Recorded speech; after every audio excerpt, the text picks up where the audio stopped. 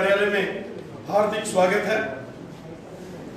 साथियों, आज हमारा सौभाग्य है कि हमारे बीच भारतीय जनता पार्टी के हमारे कद्दावर नेता और भारतीय जनता पार्टी के राष्ट्रीय महामंत्री, जम्मू कश्मीर के प्रभारी आदरणीय तरुण चुग जी हमारे बीच में हैं। और हमारा ये सौभाग्य है कि आज दो महान हमारी हस्तियां जिन्होंने देश की सेवा में बहुत बड़ा और रोल अदा किया है, जिसमें रिटायर्ड कर्नल सरदार गुरबख्श सिंह साहब, जो कि भारतीय सेना में आर्टिलरी रेजिमेंट की जिन्होंने कमांड की है और कई शौर्य के पुरस्कार इन्होंने अपने नाम सेना में रहते हुए किए हैं। ऐसे वीर बहादुर जांबाज भारतीय सेना के रिटायर्ड अधिकारी कर्नल गुरबख्श सिंह साहब और जम्मू कश्मीर के हमारे जांबाज inspector general of police Sudhir Singh Jamwal साहब, डोगरा साहब, सुधीर सिंह डोगरा जी, जिन्होंने भी अपनी सेवाएं देश के प्रति देते हुए अदम्य साहस, बहादुरी और पराक्रम का हमेशा परिचय देते हुए देश की सेवा की और दुश्मन को हमेशा मुंहतोड़ जवाब दिया।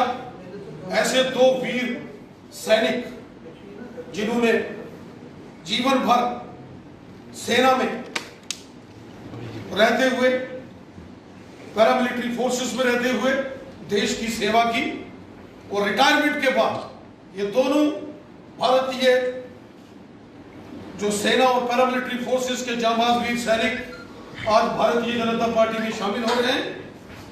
और श्रीमती आरती कौर जी, वो भी आज भारतीय जनता पार्टी में शामिल हो रही हैं। मैं हृदय से कर्नल गुरबख्श सिंह साहब, मैडम आरती कौर जी और आईजीपी श्रीमान सुधीर सिंह डोगरा साहब का भारतीय जनता पार्टी में हृदय से स्वागत करता हूं।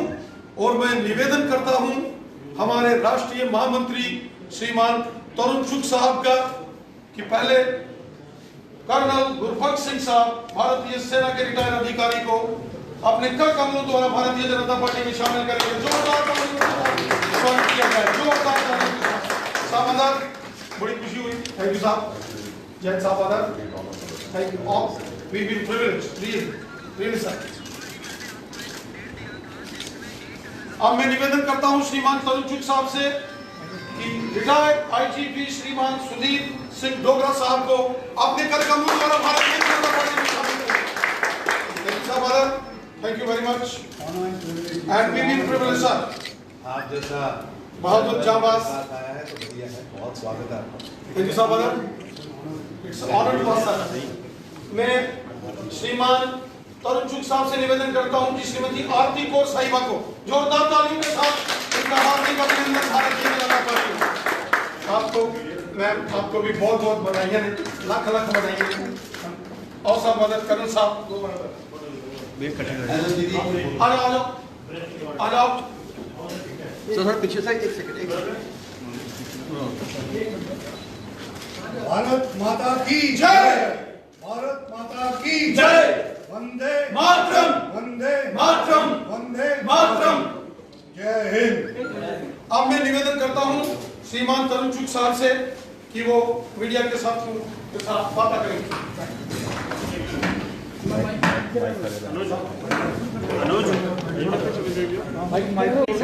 एक सेकंड अनुज, केबल लगा ले। भारत के प्रधानमंत्री श्री नरेंद्र मोदी जी के नेतृत्व में आदरणीय जेपी नड्डा जी और हमारे जम्मू कश्मीर के अध्यक्ष युवा डायनेमिक श्री रविंद्र राणा जी के नेतृत्व में भारतीय जनता पार्टी निरंतर बढ़ रही है और जम्मू कश्मीर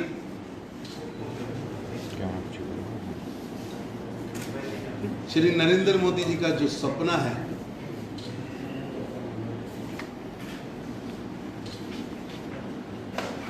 टेररिज्म कैपिटल से टूरिज्म कैपिटल बनने जा रहा है।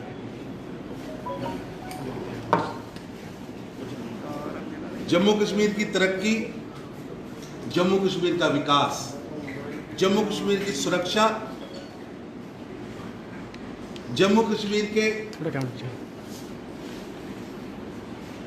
हर क्षेत्र का विकास श्री नरेंद्र मोदी जी की कमिटमेंट है, उनका संकल्प है।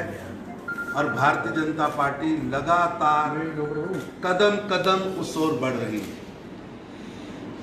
दुर्भाग्य है कि 7 दशक तक 2 परिवारों ने जम्मू कश्मीर के विकास को ग्रहण लगा के रखा। आज जम्मू कश्मीर की जनता उनसे पूछती है, हिसाब दो, भ्रष्टाचार का हिसाब दो। तो कभी चाइना की बात करते, कभी पाकिस्तान की बात करते हैं, कभी अब्दुल्ला साहब को पाकिस्तान याद आ जाता है, कभी महबूबा जी को चाइना याद आ जाता है। ये वंशवाद के दंश ने जम्मू कश्मीर के विकास को रोक के रखा था। और उनको भी लगता था कि केवल मुफ्ती और अब्दुल्ला के पेट से ही जम्मू कश्मीर का नेता पैदा होता है। भारतीय जनता पार्टी कमिटेड है कि जम्मू कश्मीर के लोकतंत्र के पेट से, मत पेटी से जम्मू कश्मीर का नेता पैदा होगा। जम्मू कश्मीर को जो आगे लेके जाएगा, उसके लिए प्रधानमंत्री जी ने 15 अगस्त को लाल किले की प्राचीर से जल्द ही चुनाव की घोषणा की है। पिछले साल की थी और डीडीसी चुनाव की बात उन्होंने कही थी, वो कमिट हुई और उसको पूरा किया गया है। अब निश्चित रूप से प्रधानमंत्री जी का जो आह्वान है कि जल्द ही चुनाव होंगे, वो भी जल्द पूरा होगा। और भारतीय जनता पार्टी श्री जेपी नड्डा जी की लीडरशिप में, श्री रविंद्र राणा जी की लीडरशिप में मजबूती से आगे बढ़े। तरुण जी, मेरा एक सवाल है। आपने जिक्र किया महबूबा मुफ्ती या फिर अब्दुल्ला से आपने किया, सिद्धू तो अपने निशाना साध रहे थे। उन्होंने कहा कि अगर 1947 में भाजपा होती तो जम्मू कश्मीर का विलय जो है वो पूरी तरह से भारत के साथ नहीं होता। दूसरा बयान उन्होंने ये दिया है कि 370 की बहाली के लिए अब वो भारतीय सेना के खिलाफ आ रही है और तालिबान का समर्थन कर रहे हैं। ऐसा है कि महबूबा जी एक स्वप्न दुनिया में रहती है। मुंगेरी लाल तो सोते हुए सपने लेता था, मेरी बहन महबूबा दिन में सपने लेती है। ये बदला हुआ भारत है, ये नरेंद्र मोदी जी के नेतृत्व का भारत है।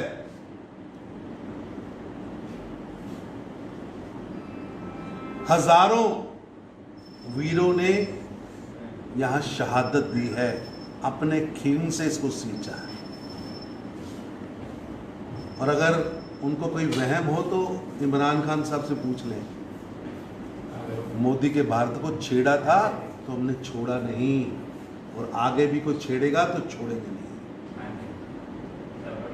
आपको सपने में तालिबान दिखता है, कभी चाइना दिखता है, उससे मदद मांगेंगे। पाकिस्तान से बातचीत करिए, कभी चाइना आएगा, कभी तालिबान आएगा, कभी पाकिस्तान आएगा, कोई नहीं आएगा। भारत ही है, भारत ही है, भारत ही रहेगा। 7 दशकों से जो नैरेटिव पाकिस्तान चला रहा है, मैं आपके माध्यम से जम्मू कश्मीर की कांग्रेस से भी प्रश्न पूछना चाहता हूं कि जम्मू कश्मीर की कांग्रेस को स्पष्ट करना होगा कि पंजाब कांग्रेस के सीनियर लीडर, कांग्रेस के प्रदेश अध्यक्ष नवजोत सिंह सिद्धू, जो कि स्टार प्रचारक है कांग्रेस का केंद्र के, उनके सलाहकार की सोशल पोस्ट में उन्होंने लिखा है कि जम्मू कश्मीर पर भारत ने कब्जा करके रखा है। जो भाषा इमरान खान बोलते, जो भाषा जनरल बाजवा बोलते, पाकिस्तान के सेना के प्रमुख, आईएसआई के प्रमुख, हिंदुस्तान पर हमला करने वाले, भारतीय फौजियों पर आरडीएक्स से बम्बों से विस्फोट कराने वाले जो भाषा बोल रहे हैं, वो भाषा नवजोत सिंह सिद्धू के एडवाइजर, उनका ब्रेन मल्ली साहब बोल रहे हैं। क्या जी मीर, गुलाम मोहम्मद मीर, जो कांग्रेस के अध्यक्ष हैं और कांग्रेस की स्टेट यूनिट, चाहे वो जम्मू का हो, चाहे उधमपुर का हो, चाहे किश्तवाड़ का हो, चाहे वो डोडा का हो, चाहे वो अनंतनाग का हो, चाहे बारामूला का हो, चाहे कश्मीर का हो, चाहे सोफियान का हो, चाहे बांदीपुरा का हो, क्या वो उससे सहमत हैं? अगर नहीं सहमत तो डिनायल क्यों नहीं आया? क्यों अभी तक राहुल गांधी, सोनिया गांधी ने ये नहीं कहा हमारी कमिटमेंट है? देश की सदन के अंदर हमारे गृह मंत्री श्री अमित शाह जी ने प्रधानमंत्री नरेंद्र मोदी जी के उपस्थिति में कहा था जान दे देंगे 1 इंच भूमि के लिए। हमारी कमिटमेंट है कि केवल जम्मू कश्मीर वो नहीं जो भारत के पास है, वो जम्मू कश्मीर जिस पर पाकिस्तान ने अनधिकृत रूप से कब्जा कर रखा है, उसकी भी इंच भूमि हमारी है। और हर कश्मीरी का भी यही कहना है, हर जम्मू कश्मीर के नागरिक का ये कहना है, हर भारत के नागरिक का ये कहना है। लेकिन पाकिस्तान के इस नरेटिव पर जो नवजोत सिंह सिद्धू ने याराना निभाया, इमरान खान मेरा यार वो शांति दा मसीहा, अब इमरान खान का जनरल बाजवा का नैरेटिव कांग्रेस भारत में खड़ा कर रही है। स्पष्ट करो प्रदेश कांग्रेस का क्या स्टैंड है, केंद्रीय कांग्रेस का क्या स्टैंड है, स्पष्ट करो। सर कल महबूबा जी ने एक और बयान दिया, उन्होंने कहा कि जो भी लोग भाजपा के खिलाफ बोलते हैं उनको जेलों में अंदर भर दिया जाता है। भाजपा के खिलाफ नहीं, जो देश के खिलाफ बोलेगा, देश की आंतरिक सुरक्षा को खतरा होगा, जो देश के खिलाफ काम करेगा, अब वो बिरयानी नहीं मिलेगी उसको। आप देते थे बिरयानी, उनको रेड कारपेट नहीं मिलेगा। अब देश तरक्की चाहता है, जम्मू कश्मीर तरक्की चाहता है। 5 अगस्त 2014 से आज तक एक दिन हमने यहाँ के वातावरण को, यहाँ के विकास को बढ़ाने के लिए, आप देखिए पहली बार है नवंबर, दिसंबर, जनवरी, फरवरी, मार्च, अप्रैल आपको किसी होटल में कमरा खाली नहीं मिलेगा। हर आदमी डेवलपमेंट की ओर बढ़ रहा है, इंडस्ट्रियल रेवोल्यूशन आ रहा है जम्मू कश्मीर में। विकास की गाथा कोविड के 18 महीने के कार्यकाल के बाद भी ग्रोथ की ओर बढ़ा है। अब टेररिज्म नहीं, अब टूरिज्म चाहिए, अब विकास चाहिए, इंडस्ट्री चाहिए। आपने बड़ा पकड़ा दिया नौजवानों के हाथ में, महबूबाज एंड अब्दुल्लाज ने ग्रेनेड। अब ग्रेनेड नहीं, माउस चाहिए, लैपटॉप चाहिए, AK-47 नहीं, आईफोन चाहिए, विकास चाहिए, रोजगार चाहिए। टोटल फेल्योर है। और ये लोग जो नैरेटिव इस देश के अंदर खड़ा करने का प्रयास करते रहे, उस नैरेटिव से जम्मू कश्मीर की जनता भी पीछे हट चुकी है। आप रिकॉर्ड निकालिए लाट DDC चुनाव में, जहां ये कश्मीर की बात करते, उस कश्मीर में 5.5 लाख लोगों ने इनके खिलाफ वोट किया। गुपकार गैंग का बनना ही, मैं पूछना चाहता हूं महबूबा जी, PDP का जन्म NC को समाप्त करने के लिए हुआ। आज आप बड़ी बातें कर रही हैं। मैं बहन आपसे पूछना चाहता हूं महबूबा जी, गुपकार में अब्दुल्ला के साथ बैठना ही आपकी आइडियोलॉजिकल, आपकी रणनीतिकल हार है। जिनके खिलाफ आप पैदा हुए थे, आप आज इतने असहाय हैं। जम्मू कश्मीर की जनता ने आपको नकार दिया है। अपनी डूबती हुई नाव, खिसकती हुई जमीन तो वापस लेने के लिए आप चिर विरोधी इकट्ठे बैठे हैं। वो इसीलिए बैठे हैं कि आपको आपकी जमीन खिसकती है। तो PAGD का जो बार बार वो कह रहे हैं और बार बार मीटिंग्स कर रहे हैं, वो कहते हैं कि 370 पे वो झुकेंगे नहीं और स्टेटहुड मांग रहे हैं। तो उस इशू पे आपको लगता है, खासकर जो स्टेटहुड का इशू है, उस पर BJP भी ये कहती है कि ऐसा है, स्टेटहुड की बात बिल्कुल हम भी कमिटेड है। लेकिन ये जो सपने में कभी कभी 35 से 370 आता है, और वो दिन को पता नहीं कब सपना लेती हैं। पॉलिटिकल आदमी के पास तो दिन में सोने का समय नहीं होता। आजकल बेरोजगार है।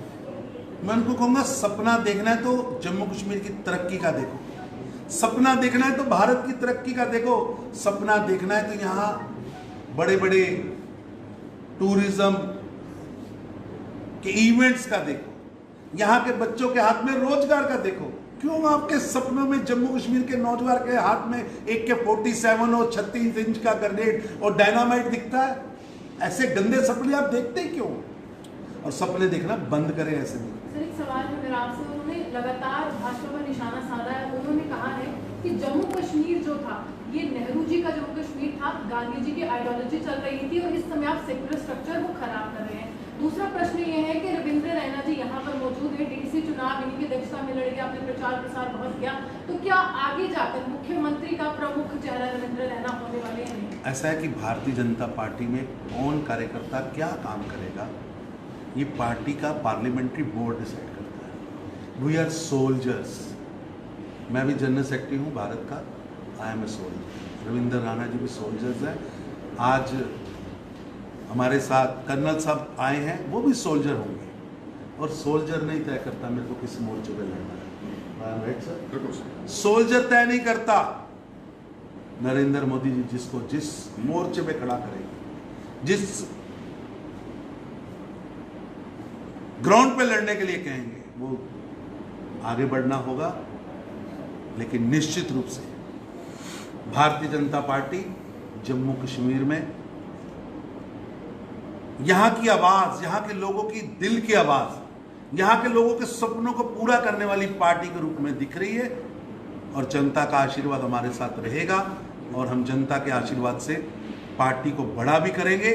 और निश्चित रूप से परिवारवाद, वंशवाद, आप तो यहाँ पूछ रही हैं अध्यक्ष जी क्या करेंगे, वहाँ तो मुफ्ती के घर पे पैदा होता है, अब्दुल्ला के घर पैदा होता है, तो उसी समय उसके नामकरण के साथ कह दिया जाता है कि जी आप चीफ मिनिस्टर का कैंडिडेट पैदा हो गए। ये वंशवाद सबसे बड़ा अभिशाप है लोकतंत्र। लोकतंत्र में किसी विशेष माँ का पेट नहीं, मत पेटी डिसाइड करती है। मत पेटी। सर, एक सवाल है, जीडीपी, इन्फ्लेशन और पेट्रोल डीजल प्राइसेस, लोग इसके बारे में जानते हैं, भारतीय जनता पार्टी का क्या स्टैंड है? सब सवाल ये है, डीडीसी चुनाव में जिस तरह से नतीजे आए, भाजपा सबसे बड़ी पार्टी के तौर पर उभरी, अगर उसी को जो है एक बेस माना जाए तो असेंबली चुनाव में भाजपा को स्पष्ट बहुमत नहीं मिलती दिख रही है। क्या एक बार फिर भाजपा अगर ऐसा ही मैंडेट आता है तो कश्मीर बेस्ड पार्टी के साथ जाएगी? ऐसे मैं कोई भविष्यवक्ता नहीं, लेकिन राजनीति का छोटा मोटा स्टूडेंट हूँ। आप देखिए, दो चीजें इस चुनाव में बड़ी सिद्ध होकर सामने है कि दोनों पार्टियों ने और दो तीन पार्टियां जो आज उनको छोड़ गई, सब ने मिलकर चुनाव लड़ा। जो कि आंकलन आ रहा था, मैं आपके यहां आया था तो आपके कई मित्र मेरे को कहते थे भाई साहब टोटल 20 डिस्ट्रिक्ट हैं, 280 सीटें हैं, ऊपर के 140 में से 135 सीटें गुपकार गैंग जीत जाएगा, 5 सीटों पर कोई इधर उधर वाला जीतेगा, 1 साइड स्वीप होगा, और नीचे भी वो बहुत ज्यादा सीटें जीतेंगे। मैं दो बातें आपको कहता हूं, उससे अंदाजा लगाइए। आप भी रोज पॉलिटिक्स, पत्रकारिता के नाते आप भी लोकतंत्र का एक बड़ा स्तंभ है। आप किसी भी गांव में चले जाना, मैंने खुद पॉइंट आउट किया था, अभी भी फोटोज दे सकता हूं, बड़ा बोर्ड लगा है, एनसी के नेता वोट मांग रहा है, पीडीपी का नेता वोट मांग रहा है, लेकिन अब्दुल्ला साहब की फोटो नहीं लगा दी, किसी ने उनकी फोटो नहीं लगाई, किसी ने महबूबा जी की फोटो लगा के वोट नहीं मांगा, उनके नाम पे वोट नहीं मांगा। चुटकू अब्दुल्ला छोड़ो, मीडियोकर अब्दुल्ला छोड़ो, बड़े अब्दुल्ला साहब जो स्वर्गों में चले गए, उनके नाम पे भी वोट नहीं किसी ने मांगा। ये सबसे बड़ी सुवंश की हार है। ना मुफ्ती साहब के नाम पे मांगा, ना महबूबा जी के नाम पे मांगा, लोगों ने इंडिविजुअल वोट मांगा। और आप देखिए, जहां वो 135 सीटें कह रहे थे, 135 कितनी आई? और वोट परसेंटेज देखिए, जितना वोट सारे को मिला के पड़ा, उससे ज्यादा वोट लोगों ने उनके खिलाफ डाला। हवा का रुख बता रहा है, हवा की नमी बता रही है कि जम्मू कश्मीर का वातावरण कैसा है। पॉसिबिलिटी ऑफ अलायंस जो है वो रहेगा। ऐसा है कि हम भारतीय जनता पार्टी एक राजनीतिक दल है, ताकत से उभरेगा, जनता की आवाज लेके उभरेगा, गरीबों की राजनीति, यहाँ की गुर्बत को दूर करने वाली राजनीति, जम्मू कश्मीर के पूर्ण विकास की राजनीति, यहाँ पर जो यहाँ के लोगों को, बकरवालों को, हरिजन भाइयों को, पहाड़ी भाइयों को, यहाँ की बेटियों के साथ जो 70 साल अत्याचार हुआ, जबर हुआ, बेइंसाफी हुई है, उसको इंसाफ दिलाने का काम हम करें। तरुण जी, एक आखिरी सवाल, आपने कहा चुनाव जल्द होंगे, जल्द में कितना समझा जाए कि, क्योंकि देखिए, आपको प्रधानमंत्री के शब्दों का, उनके जो उन्होंने शब्दों का प्रयोग किया उसको भी समझना चाहिए। पिछली बार उन्होंने किया था तो आप भी लोग कहते थे कि जी शायद अभी डीडीसी का चुनाव सिर्फ एक बयान है, लेकिन आप देखिए प्रधानमंत्री ने अगस्त में कहा था और दिसंबर जनवरी में चुनाव हुआ। तो इस बार भी प्रधानमंत्री ने अगस्त में कहा तो दिसंबर। मैं तो भाई साहब prime minister's word nation's word sir, we are committed. हम जहां चुनाव चाहते हैं परिसीमन हो रहा है, उसको होने दीजिए, जब होगा उसके बाद तुरंत बाद चुनाव। बहुत बहुत धन्यवाद। Thank you very much. Subscribe to our channel by clicking the subscribe button. Click the bell button and enjoy the latest uploads from our channel.